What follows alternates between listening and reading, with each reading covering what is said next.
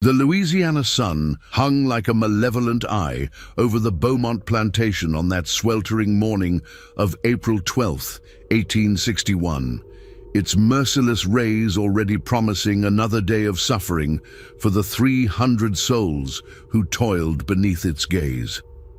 The air itself seemed thick with oppression, heavy with the scent of magnolia blossoms that bloomed in obscene beauty, while human beings withered in bondage just yards away. Dinah moved through the pre-dawn darkness of the slave quarters with the practiced silence of a woman who had learned that survival depended on invisibility. At 28, her body bore the cartography of cruelty. Scars from the overseer's whip crisscrossed her back like the tributaries of some hellish river, and her left hand, missing 2 fingers lost to Thomas Whitmore's lesson 3 years prior, served as a constant reminder of the price of defiance in this world built on human suffering. The quarters themselves were a testament to the calculated dehumanization that defined plantation life. Rows of crude wooden cabins, each no larger than a horse stall, housed entire families in conditions that would shame a prison warden. The walls were thin enough that every sob, every prayer, every cry of pain echoed through the night, creating a symphony of despair that had become the soundtrack of Dinah's existence. She paused outside the cabin that had once housed her sister Mercy, now standing empty since that terrible night 6 months ago when the 14-year-old girl had chosen death over continued violation at the hands of Thomas Whitmore. The rope marks on the old oak tree behind the quarters had long since healed, but the wound in Dinah's soul remained as fresh as the day she had cut down her sister's lifeless body. The plantation bell began its harsh clanging at 4:30, as it had every morning for the past decade, summoning the slaves to another day of unpaid labor. Dinah joined the stream of humanity flowing toward the main house, her bare feet silent on the packed earth that had been worn smooth by countless generations of bondage. The Beaumont mansion rose before them like a monument to hypocrisy, its pristine white columns and manicured gardens a stark contrast to the squalor of the quarters. Built with slave labor and maintained by slave hands, it stood as a testament to the wealth that could be extracted from human misery when conscience was abandoned and cruelty elevated to an art form. Dinah entered through the servants' entrance, a narrow door that led directly to the kitchen complex where she had spent the last 5 years of her life. The kitchen was already alive with activity, as it had been since 3 in the morning when the bread ovens were first lit. 12 women worked in the sweltering space, their movements choreographed by years of routine and the ever-present threat of punishment for any perceived laziness. "Lord, have mercy on us all," whispered Celia, an older woman whose grey hair was hidden beneath a faded head wrap. She stood at the massive preparation table, her arthritic hands working mechanically as she cleaned vegetables for the day's meals. "You hear what they're saying about Miss Catherine's wedding?" Dinah's hands never paused in their work as she began preparing the elaborate breakfast that would soon grace the Beaumont family table. "What they saying, Celia? 3 days from now, she gonna marry that devil Thomas Whitmore." Celia's voice dropped to barely a whisper. "Gonna make him family, gonna give him even more power over us than he already got." The knife in Dinah's hand, a simple kitchen blade that she had been sharpening in secret for months, seemed to grow heavier at the mention of Thomas's name. She thought of Mercy's broken body, of the countless other women who had suffered under his brutality, of the children who had been sold away from their mothers to satisfy his greed. "Some devils," Dinah murmured, her voice so quiet that only Celia could hear, "need to be sent back to hell." The older woman's eyes widened with understanding and terror. She had seen that look before, in the eyes of slaves who had reached the breaking point, who had decided that death was preferable to continued degradation. "Child, don't you go thinking thoughts that'll get you killed. We got to endure. It's all we can do." Before Dinah could respond, the kitchen door burst open with such violence that several of the women jumped in fear. Thomas Whitmore strode into the room like a conquering general surveying his domain, his presence immediately transforming the atmosphere from one of quiet desperation to absolute terror. At 35, Thomas was a man who had perfected cruelty into a science. Tall and broad-shouldered, with pale blue eyes that seemed to look right through a person's humanity to catalogue their potential for exploitation, he carried himself with the confidence of someone who had never faced consequences for his actions. His hands, Dinah noticed, were soft and well-manicured, the hands of a man who inflicted pain but never performed honest labor. "Where's my breakfast?" he demanded, his voice carrying the authority of someone accustomed to immediate obedience.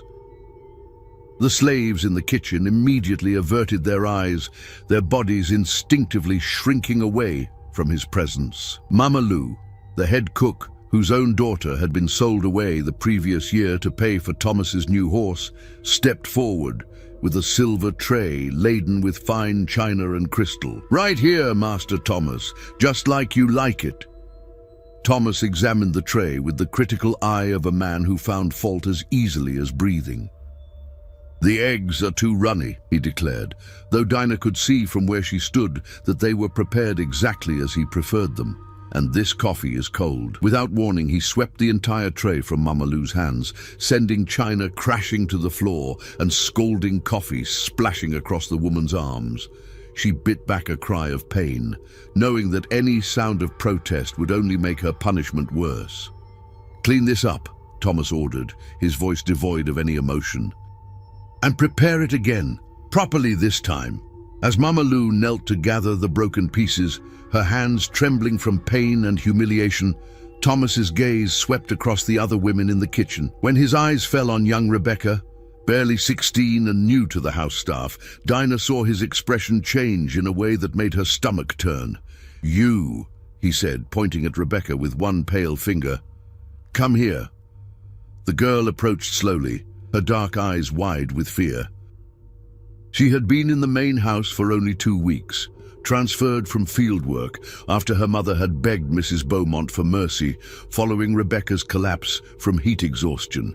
Thomas circled around her like a predator studying prey, his gaze lingering on her young body in a way that made every woman in the kitchen understand exactly what he was thinking. "You're new to housework, aren't you?" "Yes, Master Thomas," Rebecca whispered, her voice barely audible. "Good. Fresh blood is always refreshing." His smile was cold and predatory. "I think you and I need to have a private conversation about your duties tonight, after the family retires." The implication was clear to everyone in the room, and Dinah felt the rage that had been simmering in her chest for years begin to boil. She thought of Mercy, of the night Thomas had dragged her sister from this very kitchen to his cabin, of the broken girl who had returned the next morning and never spoken again. "Master Thomas," Dinah said quietly, stepping forward before she could stop herself. Every eye in the kitchen turned toward her, and she could feel Celia's terrified gaze boring into her back. Thomas turned slowly, his pale eyes narrowing as they focused on her scarred face. "Did I give you permission to speak?" "No, Master Thomas." "But Rebecca, she's still learning the houseways. Maybe someone with more experience should help train her first." The silence that followed was deafening. Thomas studied Dinah with the calculating gaze of a man trying to determine whether he was being challenged or simply offered a more convenient arrangement. Finally, his lips curved into that cold smile that never reached his eyes. "How thoughtful of you, Dinah, always looking out for the younger ones."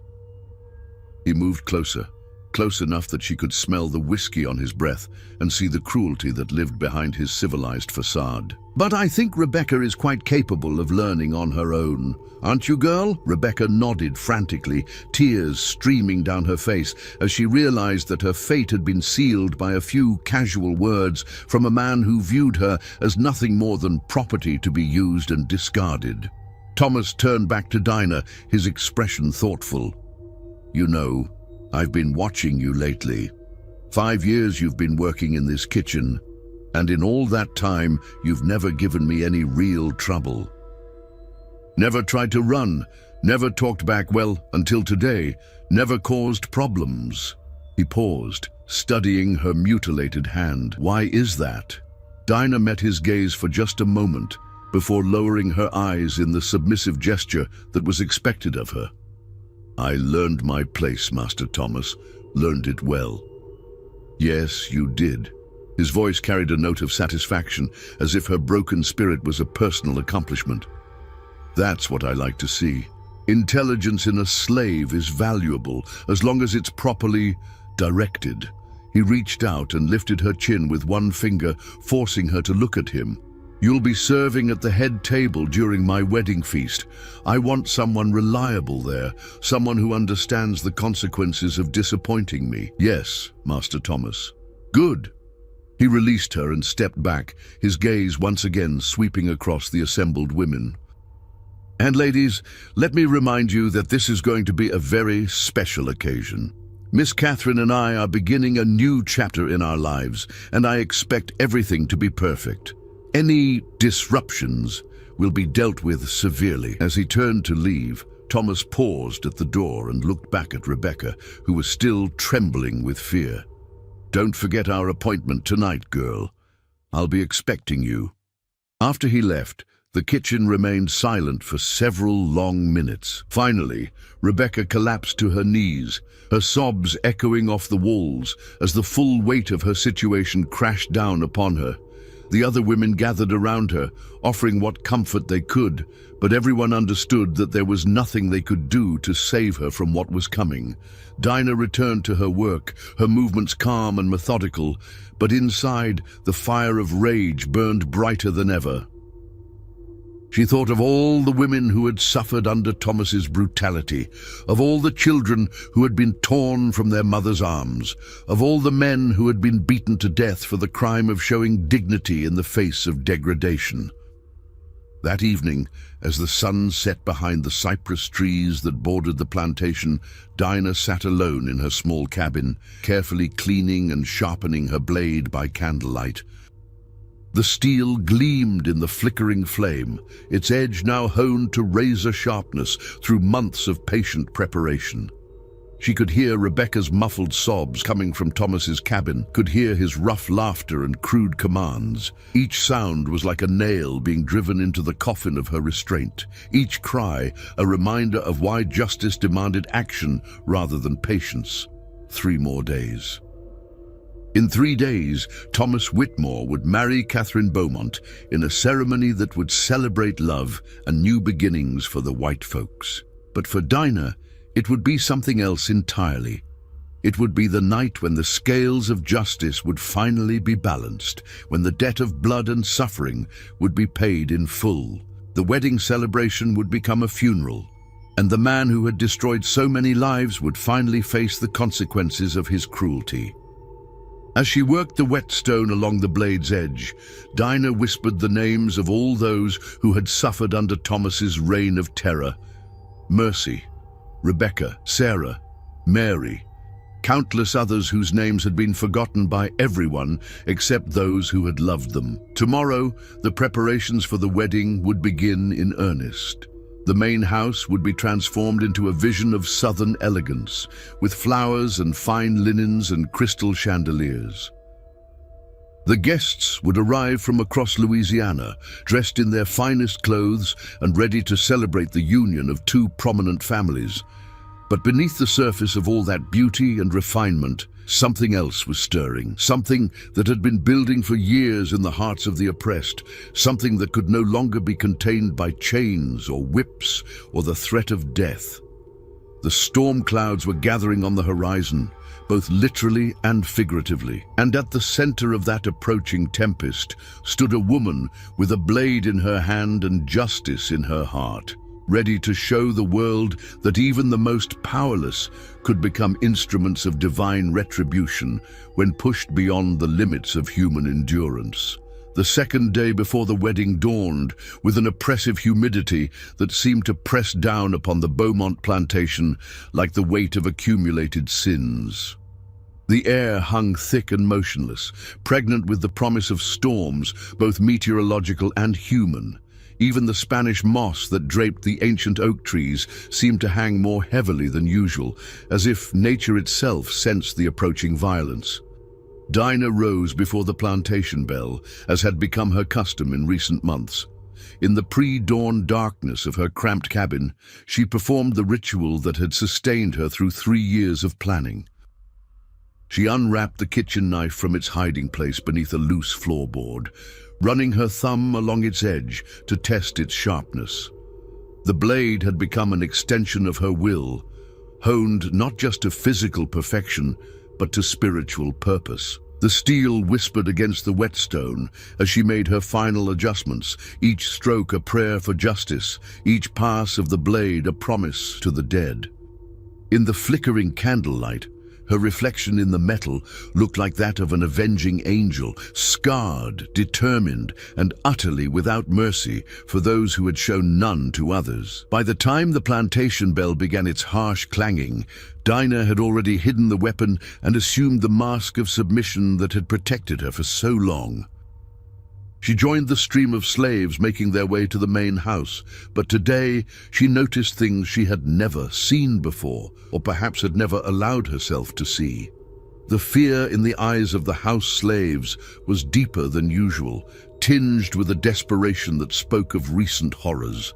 Young Rebecca walked among them like a ghost, her spirit visibly broken by whatever Thomas had done to her the previous night. Her dress was torn and hastily mended, and purple bruises marked her throat like a necklace of shame.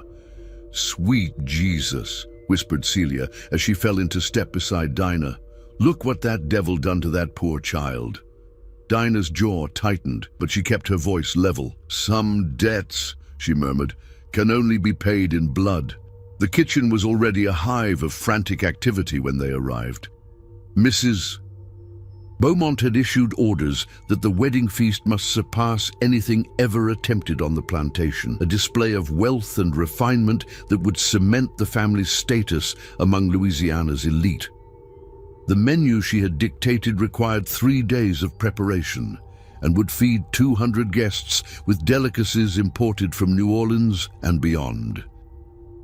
Mama Lou stood at the center of the chaos, her burned arms wrapped in crude bandages as she directed the preparation of elaborate dishes that most of the slaves would never taste. Her daughter's absence, sold away to pay for Thomas's gambling debts, had aged her visibly, but she worked with the mechanical precision of someone who had learned that survival depended on perfect execution of impossible demands. "Dinah!" she called out. "You take charge of the appetizers." "Mrs. Beaumont wants them fancy little things she saw at the governor's mansion last year. Says if we can't make them proper, she'll have us all whipped." Dinah nodded and moved to her station, her hands beginning the delicate work of preparing canapes and hors d'oeuvres that would grace the tables of people who viewed her as livestock. As she worked, she listened to the conversations swirling around her, gathering intelligence that might prove useful in the days to come. "Heard tell there's going to be military men at the wedding," whispered Sarah, a young woman who worked in the laundry. "Officers from the new Confederate Army. They say the war's coming for sure now." "Good," muttered old Moses, who despite his 70 years was still forced to work in the stables. "Maybe them Yankees will come down here and set us all free." "Hush that talk," Celia warned, glancing nervously toward the door. "You know what happened to slaves who talk about freedom. Remember what they done to Samuel when he was caught with that abolition newspaper." Dinah remembered. Samuel had been made an example of, publicly whipped until his back was raw meat, then sold to a sugar plantation where the mortality rate was so high that it was considered a death sentence. His crime had been learning to read and possessing a single page from an abolitionist publication that had somehow made its way to the quarters. The morning progressed with increasing intensity as more supplies arrived from New Orleans. Wagons loaded with fine wines, exotic spices, and delicacies that cost more than most slaves would see in a lifetime rolled up the plantation's circular drive. Each delivery was supervised by Thomas personally, his pale eyes cataloguing every item with the obsessive attention of a man who viewed the wedding as a coronation. Around noon, he entered the kitchen to inspect the preparations, his presence immediately silencing all conversation.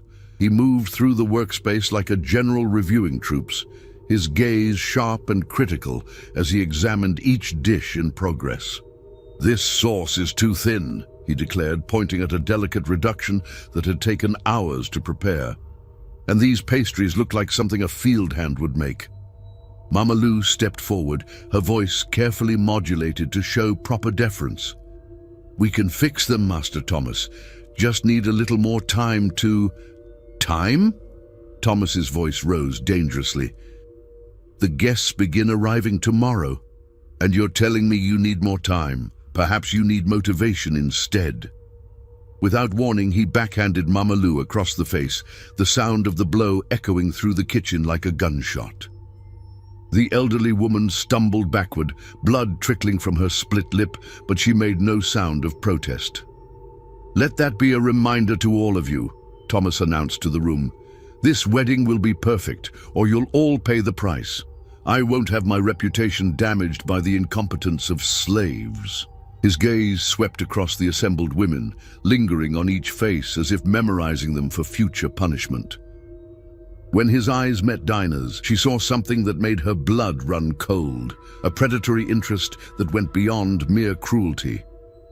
"Dinah," he said, his voice taking on a conversational tone that was somehow more threatening than his anger. "Walk with me." She set down her knife and followed him out of the kitchen, her heart pounding, but her face remaining impassive. He led her through the main house, past rooms filled with wedding preparations, flowers being arranged, silver being polished, furniture being repositioned to accommodate the expected crowd. They emerged onto the grand veranda that overlooked the plantation's gardens, where Thomas paused to light a cigar. The afternoon sun beat down mercilessly, and in the distance, Dinah could see field slaves working under the watchful eyes of armed overseers. "You know," Thomas said, blowing smoke into the humid air, "I've been thinking about our conversation yesterday, about your concern for young Rebecca." Dinah remained silent, knowing that any response could be twisted into insubordination. "It showed initiative," he continued, "intelligence, the kind of qualities that could be useful in the right circumstances." He turned to face her, his pale eyes studying her scarred features with unsettling intensity. "After the wedding, when things settle down, I think you and I should have a more detailed discussion about your future here." The implication was clear, and Dinah felt the familiar rage building in her chest. But she had learned to channel that anger, to use it as fuel for the fire of justice that burned within her. "Yes, Master Thomas," she said quietly. "Good."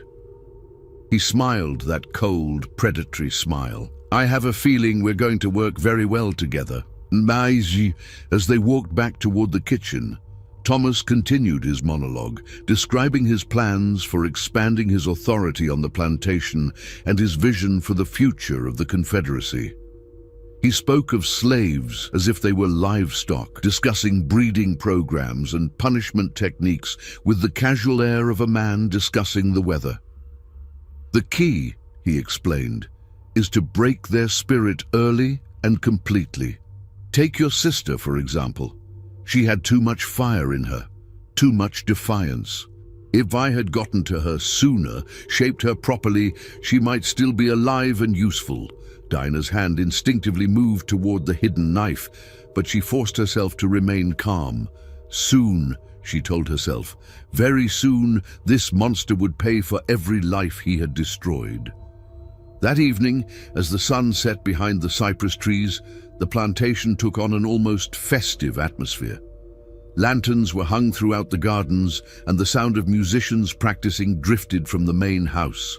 To an outside observer, it might have seemed like a scene from a romantic novel, a grand southern estate preparing for a fairy tale wedding. But in the slave quarters, the mood was very different. Rebecca sat outside her cabin, staring into space with the hollow eyes of someone whose soul had been murdered, even though her body remained alive. Other women gathered around her, offering what comfort they could, but everyone understood that some wounds never healed. Dinah sat apart from the others, her back against the wall of her cabin as she watched the preparations continue. Tomorrow, the guests would begin arriving. Plantation owners from across Louisiana, politicians, military officers, society ladies in their finest gowns. They would come to celebrate love and new beginnings, to toast the union of two prominent families, but they would witness something very different. As the night deepened and the quarters grew quiet, Dinah made her final preparations. She checked the knife one last time, ensuring that its edge was perfect and its balance true. She reviewed her plan, considering every possible contingency, every potential obstacle. The wedding would take place in the garden at sunset, followed by a reception that would last well into the night. The newlyweds would retire to the bridal suite sometime after midnight, when the guests were too drunk on champagne and southern hospitality to notice anything amiss. And that was when justice would finally come to the Beaumont plantation.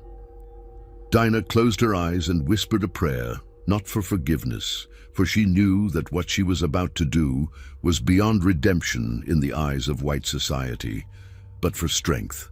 Strength to see it through, strength to make her sister's death mean something, strength to show the world that even the most powerless could become instruments of divine retribution.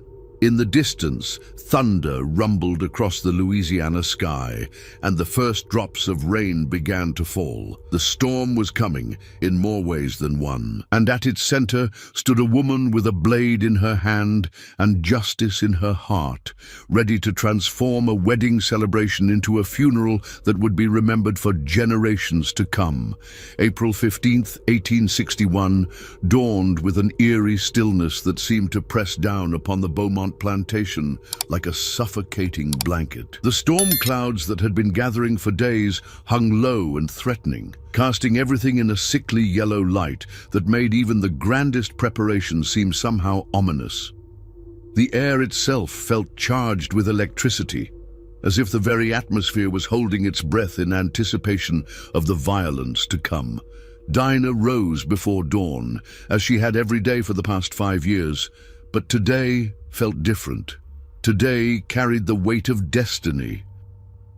She dressed carefully in the clean white dress and apron that had been provided for the wedding service, her movements deliberate and calm. The kitchen knife, now honed to a deadly edge, was carefully concealed in a specially sewn pocket within her apron, a modification she had made weeks ago in preparation for this moment. The main house buzzed with activity as guests began arriving from across Louisiana and beyond. Carriages rolled up the circular drive in an endless procession, disgorging wealthy plantation owners, their wives draped in silk and jewels, and their sons dressed in the gray uniforms of the newly formed Confederate States of America. The sound of horses' hooves and carriage wheels on gravel created a constant rhythm that seemed to echo the beating of Dinah's heart. She worked in the kitchen with mechanical precision, her hands steady as she arranged delicate pastries and garnished elaborate dishes that would soon grace the tables of people who viewed her as less than human. Around her, the other slaves moved with nervous energy, aware that any mistake today would result in severe punishment. The kitchen had been transformed into a military operation, with Mama Lou commanding her troops with the efficiency of a general preparing for battle. "Lord have mercy," whispered Celia as she peered out the kitchen window at the arriving guests. "Ain't seen this many white folks in one place since the governor's ball last year. Look at all them fancy carriages." Dinah glanced up from her work to see Thomas Whitmore greeting guests on the front steps, resplendent in a new black suit that had been tailored specifically for the occasion. His boots gleamed with fresh polish, and his hair was slicked back with pomade. He moved with the confidence of a man who believed himself untouchable, his laughter carrying across the grounds as he accepted congratulations from his peers. "He looks mighty pleased with himself," observed Mama Lou, her voice heavy with disgust as she watched Thomas embrace a Confederate colonel. "Marrying into the Beaumont family gonna make him one of the most powerful men in the parish. God help us all." "A power built on blood and suffering," Dinah murmured, her fingers unconsciously touching the hidden blade. "Such power don't last." As the afternoon wore on, the wedding ceremony took place in the plantation's garden, beneath an elaborate archway of white roses and magnolias that had taken the house slaves 3 days to construct. Dinah watched from the kitchen window as Miss Catherine, beautiful in her grandmother's lace wedding gown, exchanged vows with Thomas Whitmore. The bride's face glowed with happiness, completely unaware of the monster she was binding herself to for what she believed would be the rest of her life. The ceremony was conducted by Reverend Thibodeau, a man whose sermons regularly justified slavery as God's will, while conveniently ignoring the parts of Scripture that spoke of justice and mercy. His voice carried across the garden as he pronounced the couple man and wife, his words seeming to hang in the heavy air like a curse. The ceremony concluded with thunderous applause from the assembled guests, and the newlyweds were showered with rice and flower petals as they made their way toward the main house for the reception. Thomas's smile was triumphant, the expression of a predator who had successfully infiltrated the henhouse. Catherine clung to his arm, radiant with joy and completely oblivious to the darkness that lurked behind her new husband's charming facade. As evening approached, the wedding feast began in earnest. The dining room had been transformed into a vision of southern elegance, with crystal chandeliers casting warm light over tables laden with the finest china and silver. The walls were draped with silk bunting in the colors of the Confederacy, and elaborate floral arrangements filled every corner with the cloying scent of magnolia and jasmine. Dinah took her position as instructed, serving at the head table where the bride and groom sat surrounded by the most prominent guests. She moved like a ghost among the revelers, refilling wine glasses and replacing empty plates with fresh courses. The guests barely acknowledged her presence, treating her as they would a piece of furniture, useful but utterly beneath their notice. The conversation at the head table was a mixture of wedding congratulations and political discourse about the war that was tearing the nation apart. Colonel Morrison, a grizzled veteran of the Mexican War, regaled the table with stories of Confederate victories while predicting a swift end to the conflict. "Mark my words," he declared, raising his wine glass in a toast. "This war will be over by Christmas. The Yankees don't have the stomach for a real fight, and they certainly don't understand what they're fighting for. We're defending our way of life, our very civilization." Thomas nodded enthusiastically, his own glass raised high. "To the Confederacy," he proclaimed, "and to the natural order that God has established. May we always remember that some are born to rule and others to serve." The guests drank to his words with enthusiasm, their laughter and conversation growing louder as the wine flowed freely. Stories were shared of successful slave auctions, profitable cotton harvests, and the glorious future that awaited the Confederate States of America. Each word was like a knife in Dinah's heart, a reminder of the countless lives destroyed by the people celebrating around her. Thomas, however, watched her with those cold, calculating eyes throughout the evening.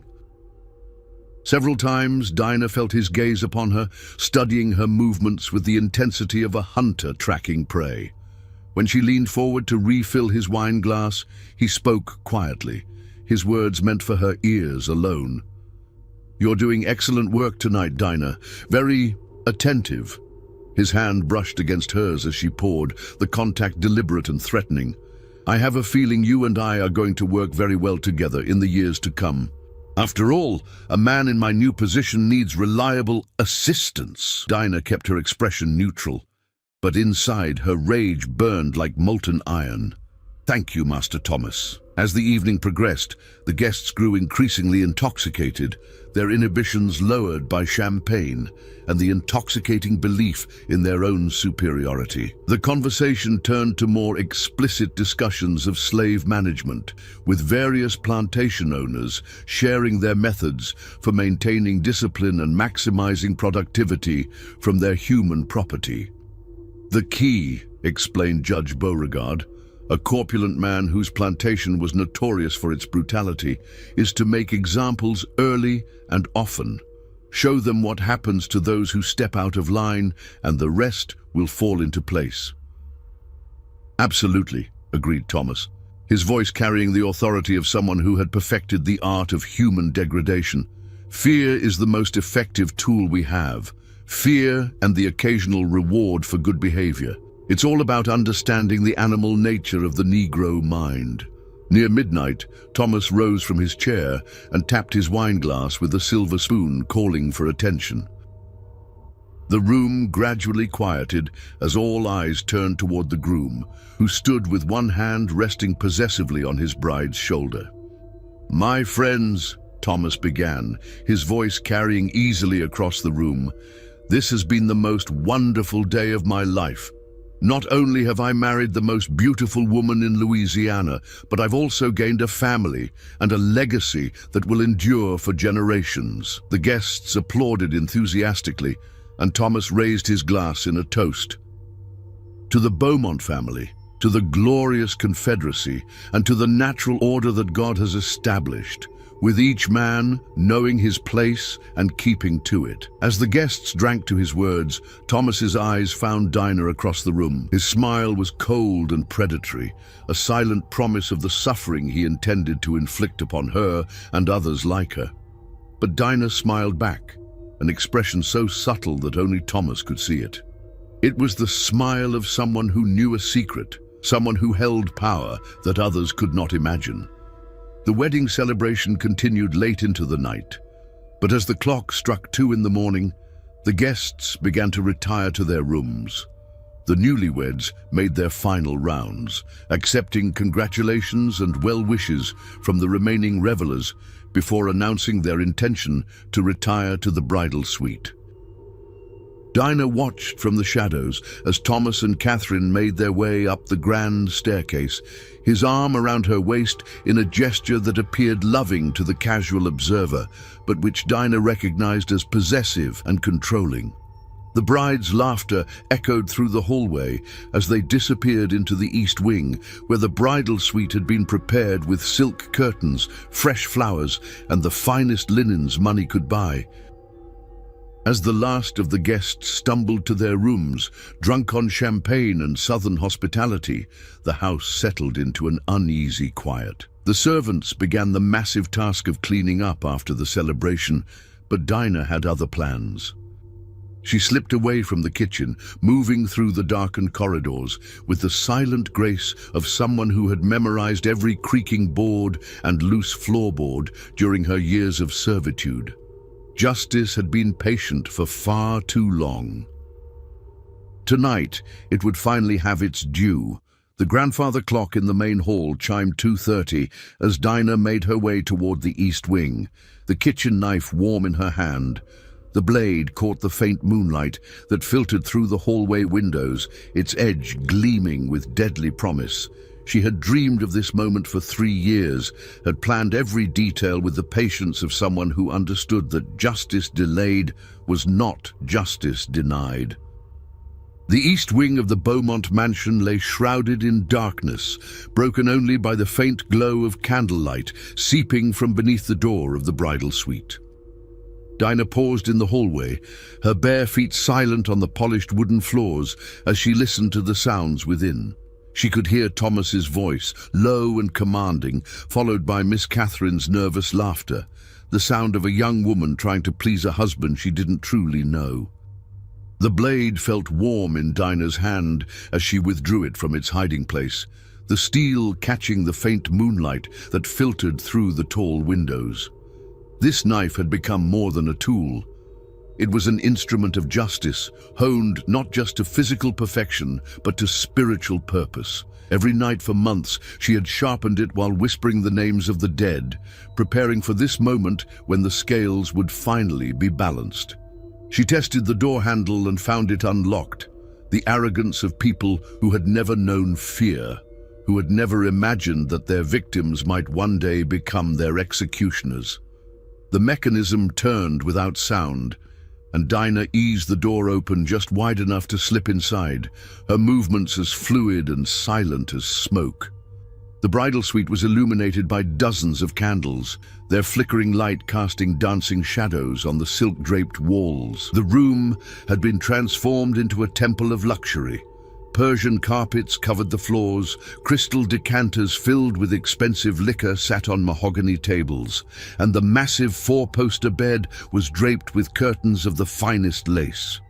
It was a room designed to celebrate love and new beginnings, but tonight it would witness something far different. Thomas stood near the window, still partially dressed in his wedding clothes, a glass of brandy in his hand, as he gazed out at the plantation grounds that would soon be partially his to command. Miss Catherine sat on the edge of the bed, her wedding gown replaced by a delicate white nightgown that made her look even younger than her 19 years. Her face was flushed with wine and anticipation, her eyes bright with the trust of someone who had never experienced true cruelty. "Come here, my dear," Thomas said, his voice carrying the same commanding tone he used with slaves. "It's time you learned what it means to be a wife."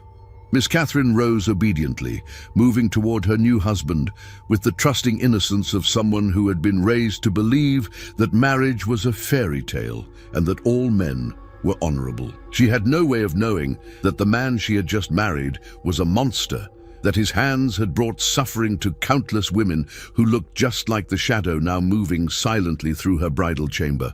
Dinah stepped from behind the heavy curtains, the blade raised and ready.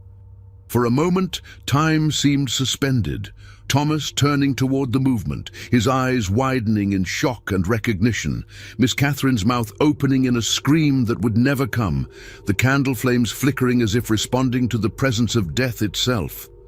"You," Thomas whispered, his hand moving instinctively toward the pistol he kept on the nightstand. "What are you?" The blade moved with the speed of lightning and the precision of years of planning. Dinah's first strike caught Thomas across the throat, opening a crimson smile that silenced his words forever. His brandy glass shattered on the floor as he stumbled backward, his hands clutching at the wound that was already pumping his life onto the expensive Persian carpet. Miss Catherine's scream finally found its voice, a piercing shriek that cut through the night air like a banshee's wail. But Dinah was already moving, her movements fluid and purposeful, driven by 3 years of accumulated rage and the memory of every injustice she had witnessed. The second strike took the bride across the chest, the blade sliding between ribs with surgical precision.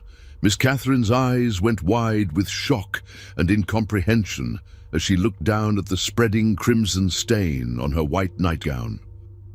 "This is for mercy," Dinah whispered, as Miss Catherine collapsed to her knees, her hands pressed against the wound in a futile attempt to stem the flow of blood. "This is for Rebecca. This is for every woman you destroyed, every child you sold, every life you ruined." Thomas was still alive, gasping and choking on his own blood as he tried to crawl toward his weapon. Dinah knelt beside him, her face calm and serene in the candlelight, transformed by the righteousness of her purpose. "You remember my sister, don't you?" she asked quietly, her voice as gentle as a mother singing a lullaby. "Mercy, 14 years old, sweet as honey until you got your hands on her. She hung herself rather than live with what you did to her." Thomas's eyes were wide with terror and the growing realization of his own mortality. He tried to speak, but only blood emerged from his ruined throat, bubbling and frothing as his life ebbed away. "I want you to know," Dinah continued, her voice never rising above a whisper, that this is just the beginning. Every plantation owner, every overseer, every white man who thinks he owns us, they're all going to learn what happens when you push people too far. With swift, practiced movements, Dinah began the work that would give her the name that would be whispered in terror throughout the South for generations to come. She had watched the process performed on animals countless times during her years on the plantation, but never with such personal satisfaction, never with such a sense of divine purpose. The scalping knife moved with the skill of someone who understood anatomy, who knew exactly where to cut and how much pressure to apply. Thomas's pale hair came away in her hands like a trophy, still warm with the life that had just fled his body. Miss Catherine's golden locks followed, their beauty transformed into a symbol of justice served. When her work was complete, Dinah stood in the center of the bridal suite, her white dress now stained with the blood of her enemies. The scalps of Thomas Whitmore and Catherine Beaumont hung from her belt like trophies, their hair still gleaming in the candlelight. The room that had been prepared for love and new beginnings had been transformed into a charnel house, a testament to the fury that had been unleashed upon those who had shown no mercy to others. She moved to the window and looked out at the plantation grounds, where the slave quarters stood dark and silent. Soon the alarm would be raised. Soon the manhunt would begin. But for now, in this moment of perfect justice, Dinah felt something she had not experienced in years. She felt free. The storm outside was growing stronger, the rain lashing against the windows as if the very heavens were weeping for the blood that had been spilled. Lightning illuminated the room in stark, white flashes, and thunder rolled across the Louisiana sky like the voice of an angry god, approving of the justice that had been served. But Dinah was not finished. This was only the beginning of a reckoning that would shake the foundations of the South itself. She had tasted justice, and it was sweeter than honey, more intoxicating than wine. The blood on her hands was not a stain, but a baptism, marking her transformation from victim to avenger. She gathered what she needed from the room: Thomas's pistol, his money, anything that might prove useful in the days to come. Then she made her way to the window, where a rope of knotted bedsheets would provide her escape route.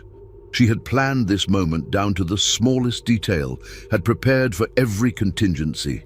As she prepared to leave, Dinah took one last look at the bodies of her enemies. Thomas Whitmore, the man who had terrorized the slave quarters for 5 years, lay in a pool of his own blood, his scalped head a grotesque reminder of his mortality. Catherine Beaumont, innocent of her husband's crimes but complicit in the system that enabled them, had paid the price for the sins of her class. Justice, Dinah whispered to the dead, has finally come to the Beaumont plantation. With that, she slipped through the window and into the storm-lashed night, beginning a journey that would transform her from a plantation slave into a legend that would haunt the nightmares of slaveholders throughout the South. The woman who had entered that room was gone forever, replaced by something far more dangerous, an instrument of divine retribution, a reminder that even the most powerless could become agents of justice when pushed beyond the limits of human endurance.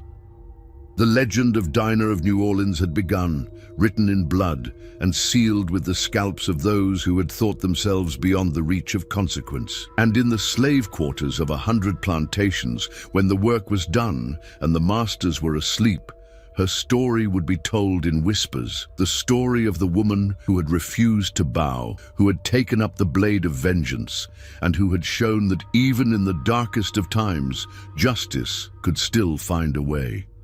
Dawn broke gray and violent over the Beaumont plantation, the storm having raged throughout the night with an intensity that seemed to mirror the chaos about to engulf the estate. The discovery of the bodies came at first light when Mrs. Beaumont, concerned by her daughter's absence from breakfast and the unusual silence from the bridal suite, sent Celia to check on the newlyweds. The screams that echoed from the east wing could be heard across the entire plantation, a sound of such pure horror that it sent birds fleeing from the trees and caused every slave in the quarters to freeze in terror. The sound seemed to go on forever, rising and falling like a siren's wail, until other house slaves rushed to Celia's aid and found her collapsed in the doorway of what had been the bridal suite. Within minutes, the main house was swarming with guests, servants, and family members, all drawn by the commotion, but few brave enough to enter the blood-soaked chamber. Those who did venture inside emerged pale and shaken, some rushing outside to vomit in the garden, others simply standing in stunned silence as they tried to process what they had witnessed. Master Beaumont stood in the doorway of what had been his daughter's bridal suite, his face ashen and his hands trembling as he surveyed the carnage. The bodies of Thomas and Catherine lay where they had fallen, their scalped heads a grotesque testament to the fury that had been unleashed upon them. Blood had soaked into the expensive carpets and splattered across the silk wallpaper, transforming the elegant room into a scene from a nightmare. "Dear God in heaven," whispered Colonel Morrison, one of the wedding guests and a prominent plantation owner from Baton Rouge. His military bearing had deserted him entirely as he stared at the mutilated corpses. What manner of beast could have done this? Sheriff Thibodeau arrived within the hour, his weathered face grim as he examined the scene with the methodical attention of a man who had seen violence in many forms. He was a veteran of the Mexican War and had dealt with slave uprisings, duels between gentlemen, and the brutal realities of plantation justice. But nothing had prepared him for the calculated savagery displayed in the bridal suite. "This wasn't random," he announced to the assembled crowd after completing his initial examination. "This was personal. Whoever did this knew exactly what they were doing and why they were doing it. The precision of the cuts, the deliberate nature of the scalping, this was planned." The investigation began immediately, with every slave on the plantation subjected to intense questioning. The house slaves were examined for blood on their clothing, their quarters searched for weapons, their alibis scrutinized with the thoroughness of men who understood that their entire way of life was under threat. But Dinah was nowhere to be found. Her cabin stood empty, her few possessions scattered as if she had left in haste. The other slaves claimed ignorance of her whereabouts, their faces masks of carefully controlled fear. They knew that admitting any knowledge of Dinah's plans would result in their own deaths, but they also understood that their silence might not save them from the wrath that was about to descend upon the plantation. "She's been planning this," declared Overseer Jenkins, Thomas's second in command, who had assumed control of the slave operations. He was a thin, nervous man who had always lived in Thomas's shadow and now found himself thrust into a position of authority he was ill-equipped to handle. "That woman has been biding her time, waiting for the perfect moment to strike." Sheriff Thibodeau nodded grimly as he studied the reports that were already beginning to accumulate. "What do you know about her background? Any history of violence or rebellion?" "She lost 2 fingers to Thomas about 3 years ago," Jenkins replied, consulting a ledger that contained the plantation's disciplinary records. "Punishment for insubordination. Had a sister who killed herself rather than submit to proper discipline. Always been quiet, but there was something in her eyes, something dangerous." The manhunt began at noon, with armed posses spreading out across the Louisiana countryside like a plague of locusts. Bloodhounds were brought in from neighboring parishes, their baying echoing through the bayous as they followed Dinah's scent through the swamplands that bordered the plantation. The dogs were the finest in the state, trained specifically for tracking runaway slaves, but even they seemed confused by the trail that led into the treacherous waters of the Atchafalaya Basin. But Dinah had not fled randomly. She had spent months studying the terrain, learning the hidden paths through the cypress swamps, identifying the abandoned cabins and forgotten settlements where a fugitive might find temporary shelter. She moved through the wilderness with the skill of someone who had been planning this escape for years, using every trick she had learned from other runaways who had passed through the plantation over the years. The search parties found evidence of her passage: a torn piece of fabric caught on a thorn bush, footprints in the mud beside a bayou, the cold ashes of a fire that had been carefully concealed. But each clue led them deeper into the swampland, where the very landscape seemed to conspire against their efforts. The cypress trees grew so thick that sunlight barely penetrated to the water below, and the mist that rose from the stagnant pools created an otherworldly atmosphere that unnerved even the most experienced trackers. By evening, the search parties had found nothing but false trails and dead ends. The bloodhounds lost her scent at the edge of Bayou La Fourche, where the muddy waters had swallowed all trace of her passage. It was as if she had simply vanished into the Louisiana wilderness, becoming one with the shadows and mists that shrouded the ancient swamplands. News of the murders spread like wildfire throughout the South, carried by telegraph lines and word of mouth from plantation to plantation. Each retelling added new details and embellishments, transforming the story into something approaching legend. The scalping of a white overseer and his bride on their wedding night was unprecedented, a violation of the natural order so profound that it shook the confidence of every slave owner from Virginia to Texas. "This is what comes of treating them too gently," declared Senator Beauregard at an emergency meeting of the Louisiana Planters Association held in New Orleans 3 days after the murders. "We've allowed them to forget their place, to imagine themselves capable of such abominations." But other voices spoke of a different fear, the fear that Dinah's actions might inspire others to similar acts of rebellion. If one slave woman could strike such a blow against the system that oppressed her, what might happen if her example spread? The very foundation of Southern society was built upon the assumption that slaves would accept their bondage, that they could be controlled through a combination of paternalistic care and brutal punishment. Dinah had shattered that assumption with a kitchen knife and a thirst for justice. The reward for Dinah's capture was set at $5,000, an enormous sum that drew bounty hunters from across the region. Wanted posters bearing her description were distributed throughout the South, warning that she was extremely dangerous and should be approached with utmost caution. The posters described her as a murderous negress who had committed unspeakable acts of savagery, but they failed to capture the intelligence and determination that had made her escape possible. But as the days passed and the search continued to yield nothing, a different kind of story began to emerge from the slave quarters and freedmen communities.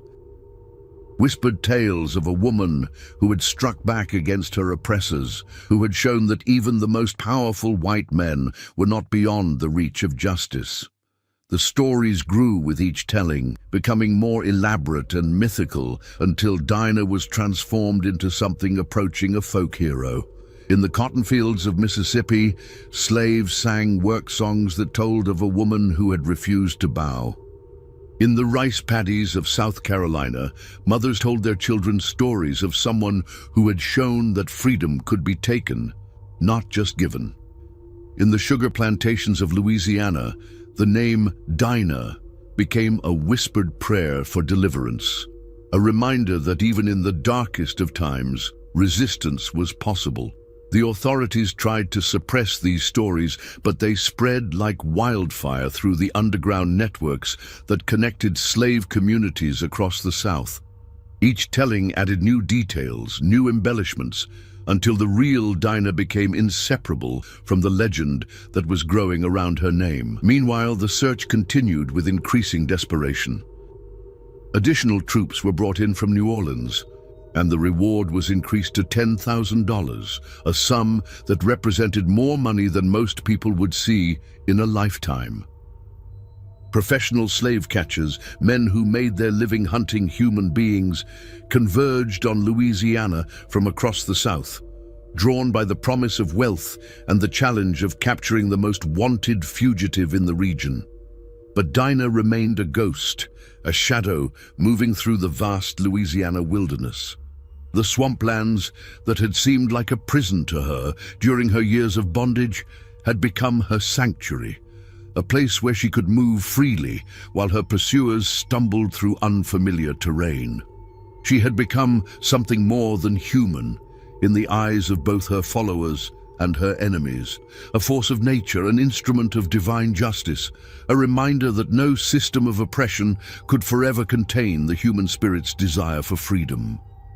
The legend of Dinah was beginning to take shape, growing with each passing day, until she became something more than a fugitive slave. She was becoming a symbol of resistance, a reminder that even the most powerless could become instruments of justice when pushed beyond the limits of human endurance. And somewhere in the vast Louisiana wilderness, Dinah herself continued to move through the shadows, her work far from finished. The blood of Thomas Whitmore and Catherine Beaumont was only the beginning of a reckoning that would echo through the halls of power for generations to come. 3 months had passed since the wedding night massacre, and still Dinah remained a ghost haunting the Louisiana bayous. The massive manhunt had gradually diminished as other concerns, the escalating civil war, the Union blockade of southern ports, the growing unrest among slave populations throughout the Confederacy demanded the attention of authorities. But the legend of the woman who had scalped an overseer and his bride continued to grow, spreading like wildfire through the underground networks that connected oppressed communities across the South. Sheriff Thibodeau sat in his office in New Orleans, studying the reports that crossed his desk with increasing frequency and growing alarm. 3 more plantation overseers had been found dead in the past month, each killed with the same surgical precision, each scalped with the same methodical care that had marked the Beaumont murders. The pattern was unmistakable, and the message was clear. Dinah was not finished with her work. "She's moving through the parishes like a plague," he muttered to his deputy, a young man named Boudreau, whose hands shook slightly whenever Dinah's name was mentioned. La Fourche, Terrebonne, now St. Mary, always targeting the worst of them. The overseers known for their cruelty, the masters who treat their slaves like animals. The truth was more complex than the authorities realized. Dinah had not been working alone during these months of apparent invisibility. In the hidden communities of escaped slaves that existed in the deepest parts of the swampland, settlements that had grown up around abandoned sugar mills and forgotten trading posts, she had found others who shared her hunger for justice. Former slaves who had fled their plantations, freedmen who had lost family members to the brutalities of the system, even some sympathetic Creoles who understood that the institution of slavery was a cancer eating at the soul of Louisiana. They called themselves the Bayou Shadows, and under Dinah's leadership they had become something unprecedented in the antebellum South, an organized resistance movement dedicated to striking back at the heart of the plantation system. Their numbers had grown slowly but steadily as word of their existence spread through the secret channels that connected slave communities across the region. Dinah herself had been transformed by her months in the wilderness. The soft-spoken kitchen slave was gone forever, replaced by a woman whose very presence commanded respect and inspired both devotion and fear. Her hair, now grown long and wild, was adorned with the scalps of her victims, a grisly crown that marked her as something beyond the comprehension of civilized society. Her eyes, once filled with the resigned despair of the oppressed, now burned with the fire of righteous vengeance. On a humid evening in July, she stood before a gathering of 37 escaped slaves in an abandoned sugar mill deep in the Atchafalaya Basin. The building, long since reclaimed by the swamp, provided perfect concealment for their meetings. Its broken walls and vine-covered machinery created a cathedral of resistance, a place where the oppressed could gather to plan their rebellion against a system that had denied their humanity for generations. "The war between the whites grows stronger," Dinah announced, her voice carrying the authority of someone who had looked death in the face and emerged victorious. "They're pulling men away from the plantations to fight their battles. Guards are fewer, discipline is looser, and fear is growing in the big houses. The time has come to strike harder, to show them that their world is built on sand." Among her followers was Marcus, a blacksmith who had escaped from a plantation near Baton Rouge after watching his 8-year-old son sold away to pay his master's gambling debts. His massive hands, scarred by years of working hot metal, now crafted weapons for the resistance. There was Sarah, barely 18, but already bearing the scars of unspeakable abuse, who had become one of Dinah's most trusted lieutenants. Old Moses, a man of 70 who had spent his entire life in bondage, until Dinah's example had shown him that freedom was possible, served as the group's spiritual leader and keeper of their oral traditions. "What you asking of us, Dinah?" Marcus asked, his voice heavy with the weight of years of suffering. "We've been hitting the overseers, the worst of the masters, but they got the army now. They got more guns, more men hunting us." Dinah smiled, an expression that no longer held any trace of the woman she had once been. The months of living as a hunted fugitive, of striking back against her oppressors, had burned away everything soft and vulnerable, leaving only the hard core of her determination. "They got numbers," she replied, "but we got something they don't understand. We got nothing left to lose and everything to gain. We know these swamps better than they ever will. We know which of their slaves are ready to rise up, which of their house servants are willing to open doors in the night." She moved to a crude map drawn on a piece of bark, marking locations with charcoal. The map showed the network of plantations that surrounded the basin, each one a potential target for their operations. "The Rousseau plantation," she said, pointing to a mark near the eastern edge of the swamp. "Old man Rousseau died last month, and his son is too busy playing soldier to pay attention to his property. The overseer there, Boudreau, he's the one who sold Marcus's boy. Time he paid for that sin." Marcus's eyes hardened at the mention of his son, and several other members of the group nodded in agreement. They had all suffered under the plantation system, had all lost family members to its insatiable appetite for human misery. "The Trem estate," Dinah continued, marking another location. "The master there thinks he's safe because he treats his house slaves well, but he's got field hands working 16-hour days in this heat. And the Boudreau Sugar Works, they've been working slaves to death for years, replacing them faster than they can die. The raids that followed were swift and merciless, executed with the precision of a military operation. The bayou shadows struck like vengeful spirits, appearing out of the mist-shrouded swamps to deliver death to those who had profited from human misery. But they were careful to spare the innocent.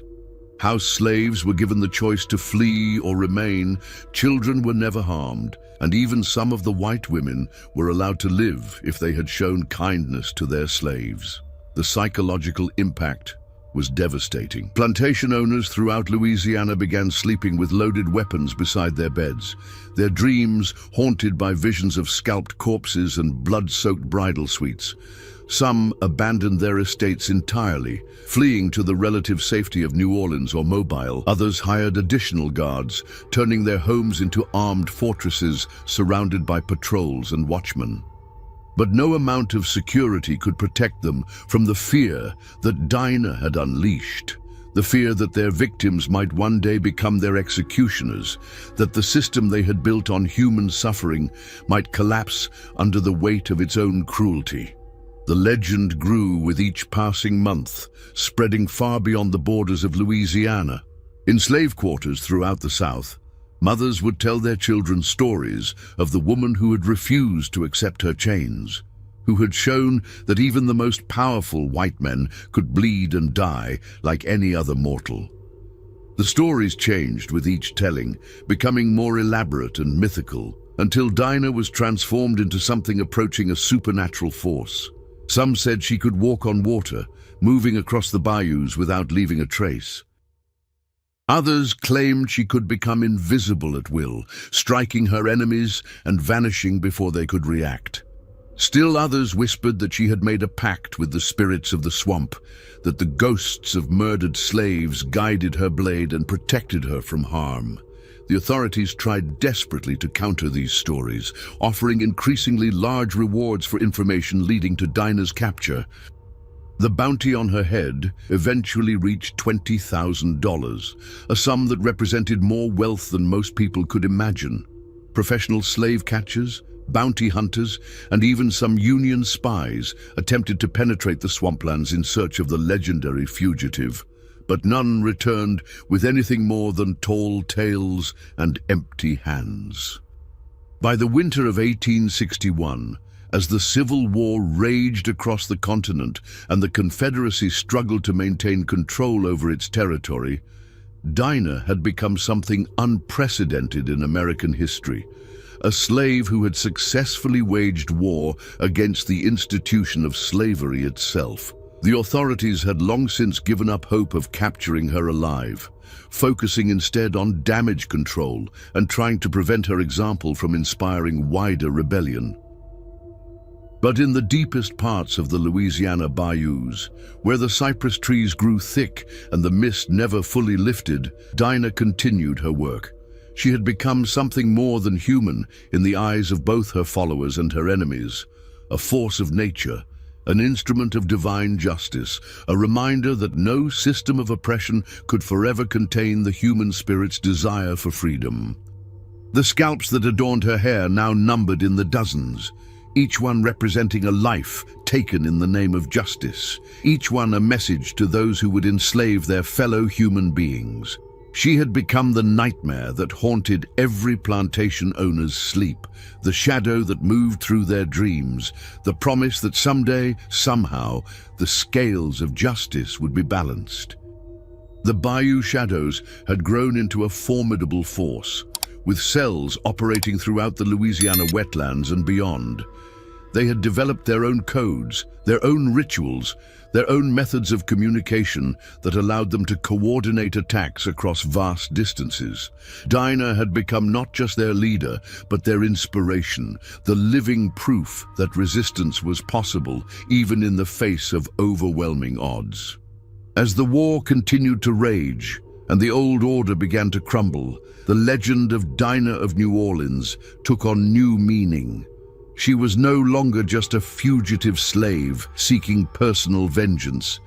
She had become a symbol of the inevitable reckoning that awaited all those who built their wealth and power on the suffering of others. And in the slave quarters of 100 plantations, when the work was done and the masters were asleep, the story of Dinah would be told in whispers. The story of the woman who had refused to bow, who had taken up the blade of vengeance, and who had shown that even in the darkest of times, justice could still find a way. The legend of Dinah of New Orleans had become immortal, a testament to the power of resistance and the unbreakable nature of the human spirit. And though the Civil War would eventually end slavery as an institution, the memory of her defiance would echo through the generations. A reminder that freedom is never given. It must always be taken. In the mist-shrouded bayous of Louisiana, where the Spanish moss hangs like funeral shrouds and the water runs dark with the memories of the past, they say that Dinah still walks. They say that on certain nights, when the moon is dark and the wind carries the scent of magnolia and blood, you can still hear her moving through the swamps. The woman who scalped the overseer and the bride. The woman who showed the world that even chains cannot bind a soul determined to be free. Her story became a beacon of hope for the oppressed and a warning to the oppressor, a reminder that justice, though it may be delayed, will never be denied. The woman who had once been nothing more than property, whose life had been valued less than that of a horse or a piece of farm equipment, had transformed herself into something that would outlive empires and echo through eternity. The legend of Dinah of New Orleans, the slave who scalped the overseer and the bride on the wedding night of 1861, had become a testament to the power of the human spirit to overcome even the most brutal oppression and a promise that no system built on cruelty and injustice can stand forever against the tide of righteous vengeance.